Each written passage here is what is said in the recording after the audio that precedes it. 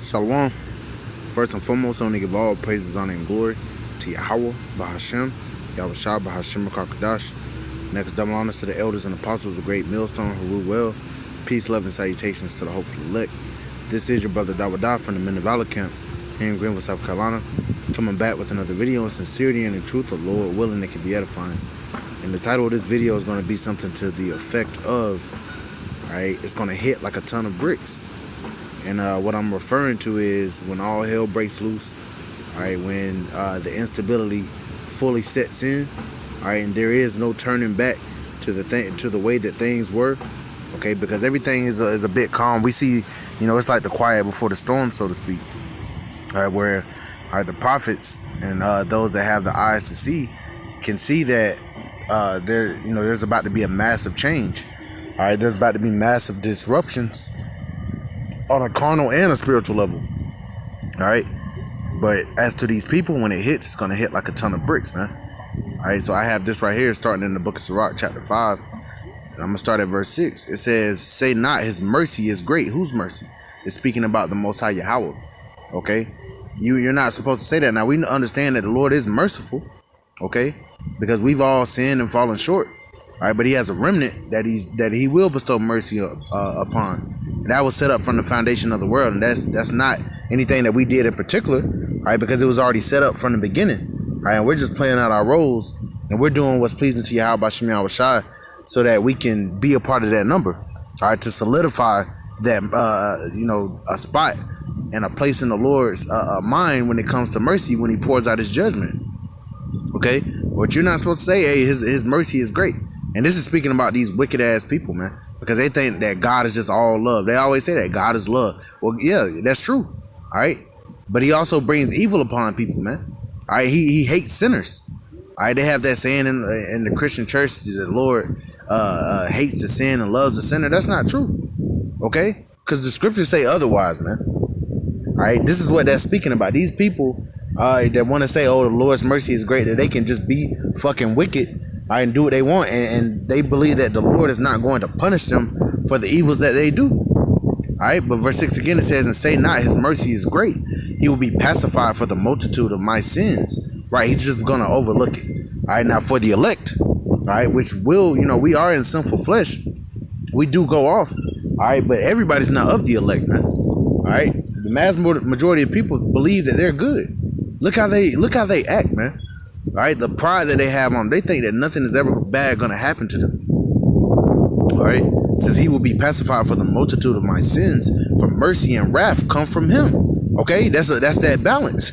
Mercy and wrath come from Him. The Lord is a Lord of balance, man. All right, He said He forms the light, He creates darkness, He makes peace and creates evil. The Lord does all those things, man. He controls both sides of the spectrum. All right, it says for mercy and wrath come from Him. Okay, the Lord is very merciful to His elect. All right, on this side, and to the nation of Israel, He does not love these damn heathens. All right, He's going to pour His wrath upon them.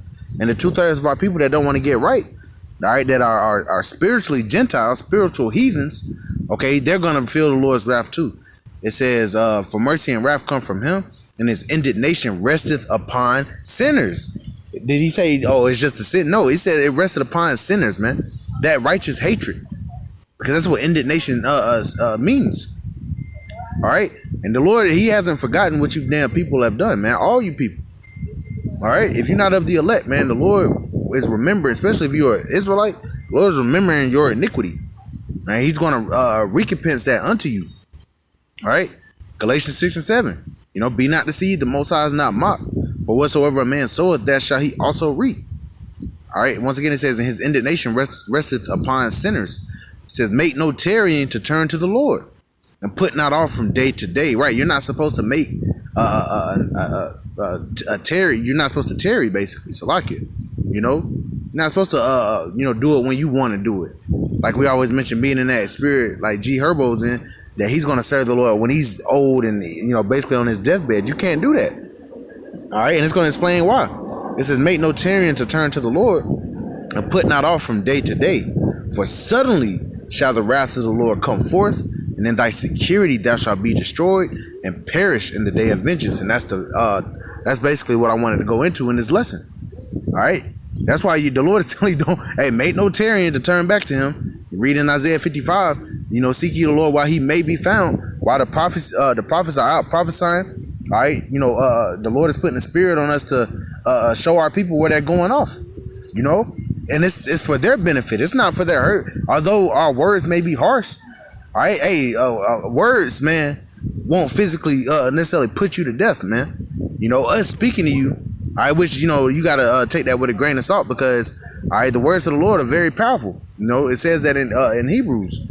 All right, but what I mean is, us just speaking harshly, so to speak, to you isn't really going to hurt you, But if you want the Lord to speak, which that's what most of our people want to do, they want to hear from the Lord. The Lord ain't going to say nothing to you, man. He's just going to judge you. Okay? Then you're going to be dead and back in the spirit world. Then he'll tell you where you went off at. He'll show you where you needed to be reproved.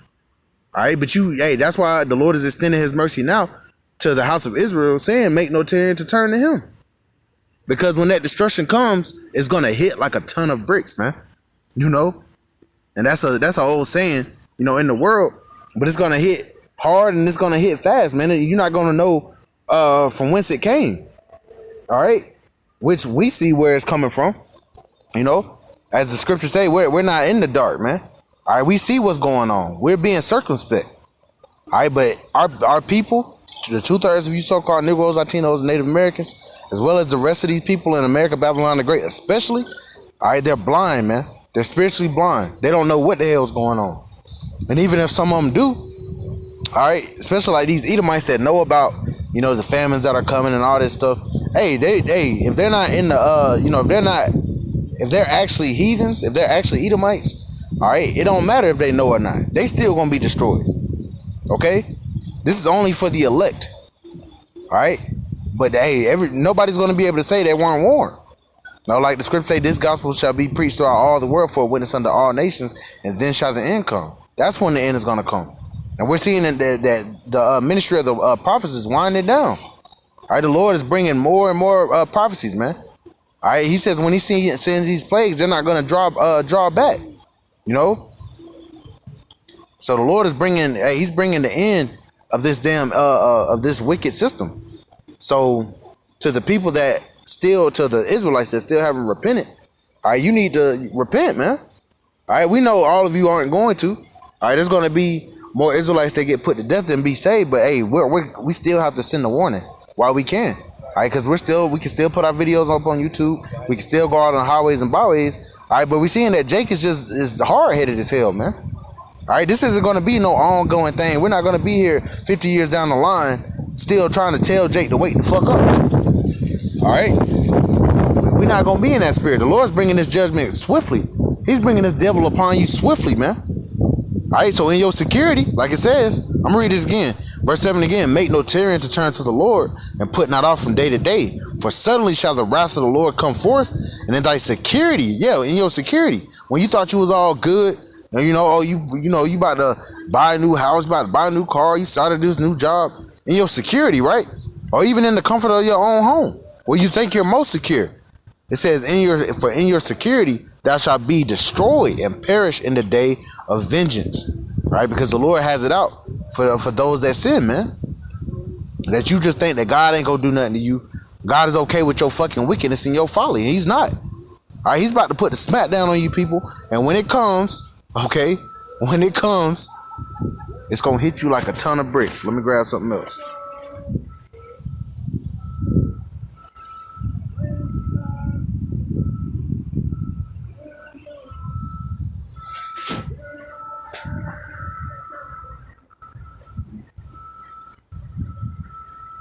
First Thessalonians chapter 5, I'm going to start at the top.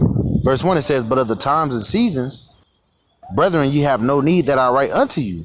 For yourselves know perfectly that the day of the Lord so cometh as a thief in the night, right? It's going to hit like a ton of bricks. It's going to hit you. You ain't even going to know where it came from. All right, that's the times that we're coming into. And hopefully the day of the Lord that's coming, that's nigh at hand. All right, but as for us, the hopeful elect, all right, those that are actually watching, all right, we know perfectly that this day is coming as a thief. That's why we're watching. We're waiting on the Lord to come. We're hastening to the day of the coming of Yahweh Bashim Yahushua, man. Verse 3, it says, for when they shall say peace and safety, then sudden destruction cometh upon them, as travail upon a woman with child, and they shall not escape. It's going to hit you like a ton of bricks, man. All right, and a ton is 2,000 pounds, man. All right, imagine you laying down and a fucking ton, 2,000 pounds worth of bricks falls on you. That's how the Lord's going to come down on you niggas, man. All right, just to put, and not saying that might happen literally, but it's figuratively, man. All right, it's when you in your security, when you think you all good, that's when you gonna get hit, man. That's when you gonna get hit. But our people don't think anything's gonna happen to them. Let's get this.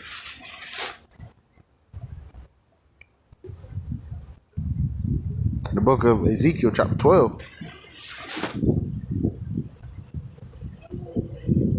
Let's see. God, this is Ezekiel chapter 12 and verse 26. Again, the word of the Lord came to me, saying, Son of man, behold, they of the house of Israel say, the vision that he seeth is for many days to come. And he prophesied of the times that are far off. Right. It ain't gonna happen in our generation. Maybe our children's generation. The MOTB ain't coming right now. You know. Oh, Esau's not gonna come down with that great wrath. Oh, you know, we supposed to love our neighbor. We supposed to get along with these people. When they plotting on killing you niggas, man. And that's within this generation. The Lord said, this generation shall not pass until all things be fulfilled, man. This is that wicked ass, adulterous ass generation. Okay? That the Lord's going to bring that great judgment upon. You see how wicked these people are? Could you imagine this shit going on for 20, 30 more years, man? Hell no. Hell no, man.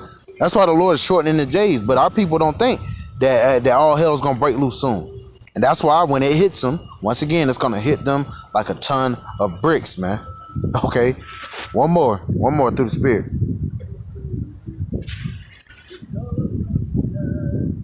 Amos chapter 9 and verse 8, it says, behold, the eyes of the Lord power are upon the sinful kingdom, and I will destroy it from off the face of the earth. What's that sinful kingdom? America, Babylon the Great. Spiritual Sodom and Egypt. It says, and I will destroy it from off the face of the earth, saving that I will not utterly destroy the house of Jacob, saith the Lord. For lo, I will command, and I will sift the house of Israel from among all nations, like a corn is sifted in a sieve. Yet shall not the least grain fall upon earth. All right, the Lord is going to get the elect out the way, and the 2/3 are going to be left here, and they're going to be melted. Verse 10, here's the point. All the sinners of my people, all of them, not some of them, all right? Not a couple of them going to be able to sneak out the back door, but the Lord said, all the sinners of my people shall die by the sword, which say the evil shall not overtake nor prevent us. They don't think that anything bad is going to ever happen to them.